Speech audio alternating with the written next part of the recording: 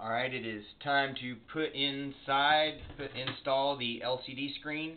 If you have issues with your LCD screen not displaying, one of the things you may want to check is there is the ribbon cable that connects into the terminal here.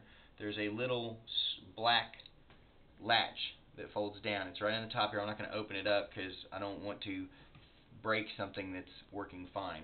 But latch it in. If it comes loose, check that little catch there has not popped up. Put your ribbon cable back inside, press your latch down, and then take you a little bit of hot glue and go across there. Don't go crazy because you may have to switch a screen out sometime, but just put a bead across there and then make it so you could always remove it or extract it if you needed to. Alright, but I've got the black terminal here. There is a raised portion on this side. This other side is completely flat, but the raised part right here, hope I am in the screen, is going to go in the center to align with this plug. Press it in. I don't glue my LCD screens in. They are held in fairly well in my opinion. I don't want to fight to get them out every time if I have to do a repair. So I just drop my LCD screen in like so, and it's seated. Alright, now it's time to bring the entire phaser together. I've got my upper housing here. I'm going to bring you down and I'm going to show you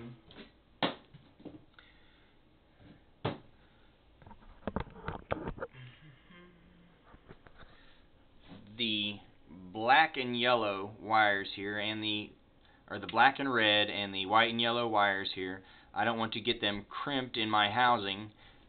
Usually if you don't pay attention when you put it together, you'll get a crimped part between this edge right here of the LCD screen. It'll just cut right into it. So you have to watch when you're bringing the housing down that you don't crimp those wires in there. I'm going to try and set you up where you can see what I do here.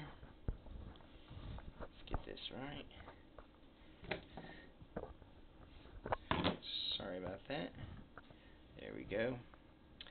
Okay. So now this white plug right here that I'm going to connect, it goes in the upper. Let me move the LCD screen out of the way for a second. It connects into this upper one right here, the top one, not the lower, the top one. Put my LCD screen back in. Alright, I'm going to go ahead and connect that.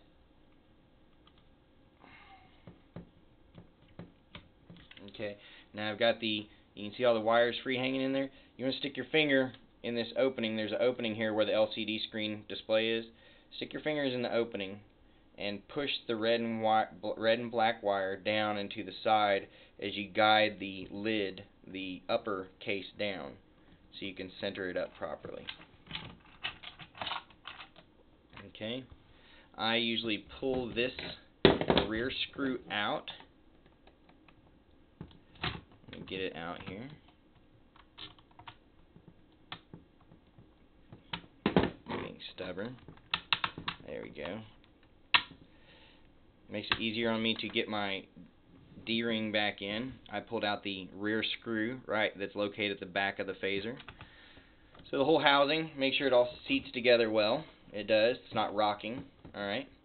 Go ahead and take your Gundam, so the barrel cover. I'm going to go ahead and bring you back up. Go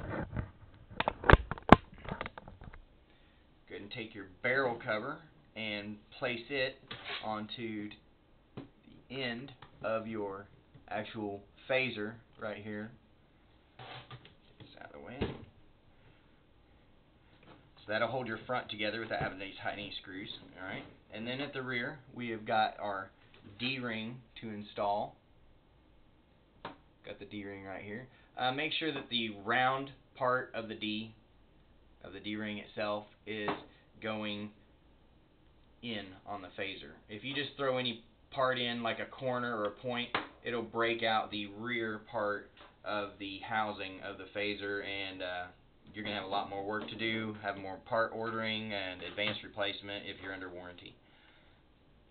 Take the D-ring with the round nose in, go ahead and just going to lift the phaser housing up just a bit as it gets the D-ring back in, and that's why I took the screw out.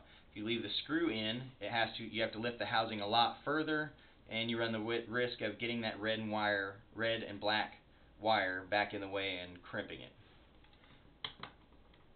Alright, I take my drill and I set it on like a level 4 because I don't want to crack out my housing. Different drills, maybe different tensions.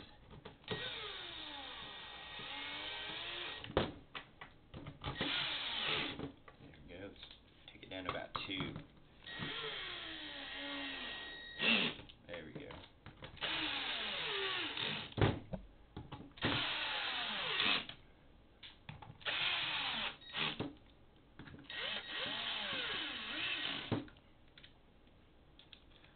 Alright, if you do have problems with the lock nuts falling out of the bottom, all my phasers in our facility, I have taken hot glue and I backfill the side that's got the lock nut on it.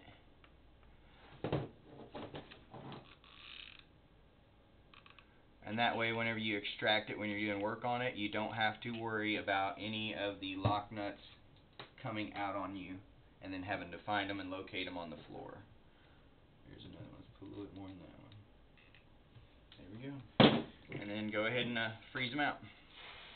Don't have time to sit around and wait for things to cool or dry or set up, I guess you'd say. Alright. That is your Nexus Generation 2 installation.